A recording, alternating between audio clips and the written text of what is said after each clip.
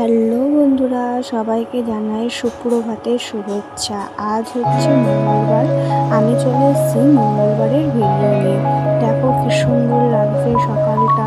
আর সকালে উঠে এখন কি রোদ ঝলমল করছে। এখন যেন ঘড়ির কাঁটায় কটা বাজে, ঠিক 6:30। আর আজকে আমি তাড়াতাড়ি ঘুম থেকে উঠে গেছি, এই 5:30 নাগাদ উঠে গেছি। কারণ কাল একাদশী করেছিলাম, তাই আজকে একাদশীর পালন ছিল 6টা 5-এ। তাই আমার কাজকর্ম সব হয়ে গেছে, চান টান হয়ে গেছে। এবার আমি চলে এসেছি জামাকাপড় মেলতে। আমি চান করে রেডি হয়ে ছাদে চলে আসি প্রত্যেকদিনের মতন জামাকাপড় মেলতে।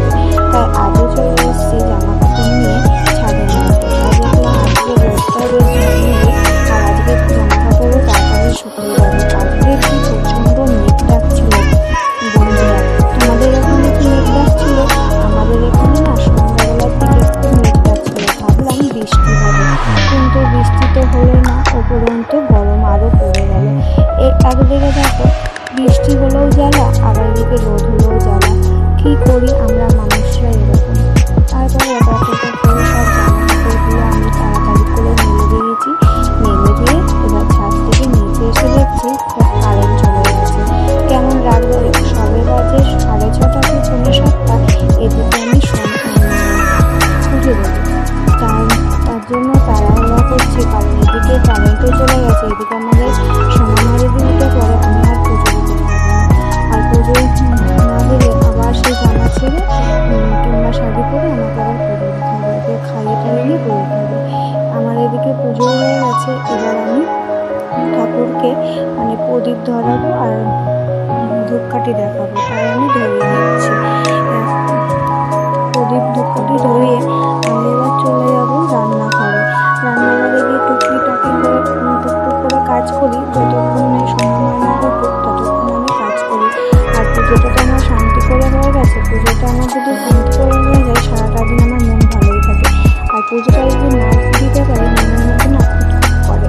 আর আজকে দেখো সিংহাসনটা কি সুন্দর ভরে আছে না।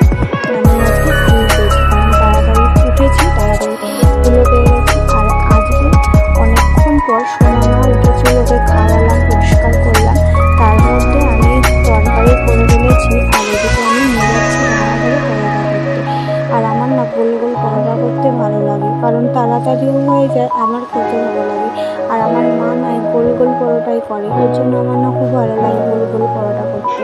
আর এদের বাড়িতে তোমার দাদার বাড়িতে এসে এরা সব তেকোনা করে পরোটা করে। দেখো এদিকে আমাদের পরোটার তরকারি হয়ে গেছে। আজকে সকালের তরকারি কী করেছি জানো তো? আলু দিয়ে, পটল দিয়ে আর মিষ্টি কুমড়ো দিয়ে একটা তরকারি করেছি। আর আগের দিন কালকে রাতে আমি সব ভেজে রেখেছিলাম, পটল আর ছোলা ভেজে রেখেছিলাম, সেটা তরকারির মধ্যে দিয়ে দিয়েছি। আর এই খাবারটা কার পাচ্ছে? তোমাদের দাদার ভাই। তোমার দাদার ভাই এখনই বেরোবে অফিসে যাবে, তার জন্য ওকে 4খানা পরোটা তাড়াতাড়ি আগে করে দিলাম। খেতে থাকো, কিছুদিন লাগে আবার দেবো। আগে তো খেতে বসো। এখন প্রায় হয়ে যাওয়া যে 9:30 কি 10টা। এখনই এই মাত্র কারেন্ট আসলো, কখন কারেন্ট গেছে, এই মাত্র কারেন্ট আসলো। এই যে আমি যাচ্ছি কাবার দিতে, আর যখন মা ওখানে দাঁড়িয়ে আছে, যেহেতু খালি যা আছে তার জন্য ওকে ডাকালাম না। আর কারেন্ট চলে গেছে তো গায়ে জামা টামা কিছু পরার নেই। এবার ওদেরকে খেতে দিয়ে আমিও খেয়ে চলে এসেছি বাসি বিছানা তুলতে। এবার বাসি বিছানাটা তুলতে গিয়ে দেখছি অনেকদিনই হয়ে গেছে চাদরটা।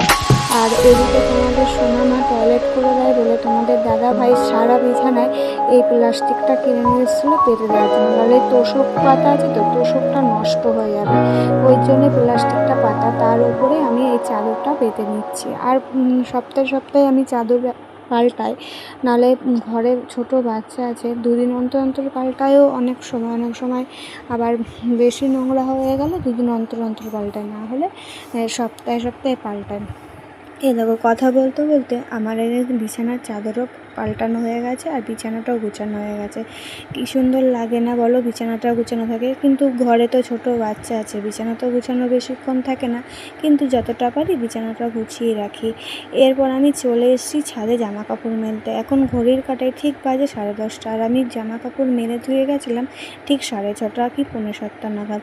এত রোদ্দুর, আর আমার একটু সময় হয়নি, কারণ তোমাদের দাদা ভাই খেয়ে বেরোবে, তাই তাড়াহুড়া করে আমি ওকে খাবার টাবার দিয়ে তারপরে তারপরে বিছনা তুলে তারপরেই ছাদে চলে এসেছি। এবার ছাদের নিচে গিয়ে মানে আমার সোনামার খাবার রেডি করবো। ওর খাবারটা হয়ে গেছে, ওকে পেস্ট করে রেখে দেবো। আর পাশের বাড়িও গেছে, ওর একটা বোন নিয়ে গেছে, মানে কাকিমা আমাকে দাও তো।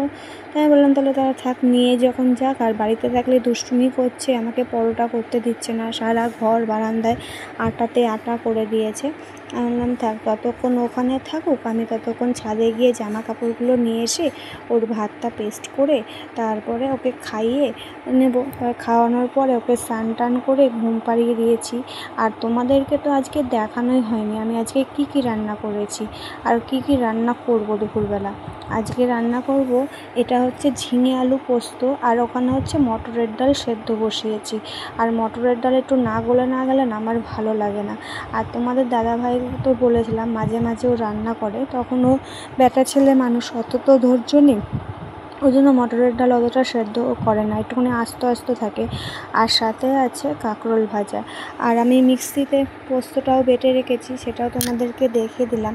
এবার ওইগুলো রান্না হয়ে গেছে, মানে ডালটা হয়ে গেছে, আর এদিকে ঝিঙে আলু পোস্তটা হচ্ছে। নামানোর মুখে একটুখানি দেখো আলুটাও সেদ্ধ হয়ে গেছে, একটু ঝোলটা শুকিয়ে গেলে মানে একদম শুকনো শুকনো করে নামাবো। নামানোর সময় সর্ষের তেল আর কাঁচা লঙ্কা দিয়ে নামাবো।